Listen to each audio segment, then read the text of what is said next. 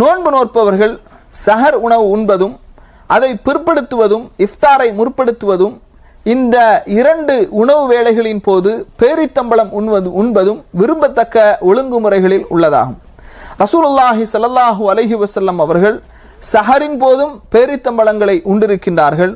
இஃப்தாரின் போதும் நோன்பு திறக்கும் போதும் பேரித்தம்பளங்களை கொண்டு அவர்கள் நோன்பை திறந்திருக்கின்றார்கள் என்ற செய்தியை நாம் என்ன செய்கின்றோம், பார்க்கின்றோம்.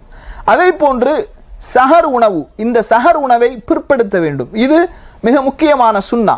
இன்றைக்கு அதிகமான பகுதிகளில் சஹர் உணவு முடிகின்ற அந்த நேரத்தை எப்படி பார்க்கின்றார்கள் என்று சொன்னால், அதாவது சஹர் உணவு முடிகின்ற, அதாவது ஃபஜ்ருடைய பாங்கு சொல்வதற்கு ஒரு 1/4 மணி நேரத்திற்கு முன்பாகவே அறிவிப்பு செய்யப்பட்டு சில பள்ளிவாசல்களில் இந்த நேரத்தோடு சஹருடைய உணவு முடிந்து விட்டது, உணவு உண்ணுகின்ற அந்த நேரம் முடிந்து விட்டது, எனவே யாரும் இதற்கு மேல் சஹர் உண்ண வேண்டாம் என்று அறிவிப்பு செய்யக்கூடிய அளவுக்கு இன்றைக்கு நாம் என்ன செய்கின்றோம், சில இடங்களிலே இந்த செய்திகளை பார்க்கின்றோம்.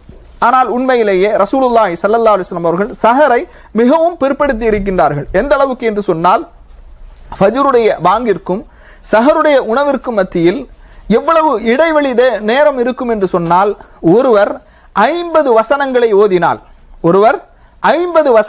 ஓதினால் எவ்வளவு நேரம் எடுத்துக்கொள்ளுமோ அவ்வளவு நேரம்தான் ரசூலுல்லாஹி ஸல்லல்லாஹு அலைஹி வஸல்லம் அவர்களுடைய சஹருடைய அந்த நேரம் என்று ஹதீஸிலே நாம் என்ன செய்கின்றோம், பார்க்கின்றோம். அதனால சஹரை பிற்படுத்துவதும் இஃப்தாரை முற்படுத்துவதும் சுன்னாக்களில் மிக முக்கியமான சுன்னாவாக கருதப்படுகின்றது.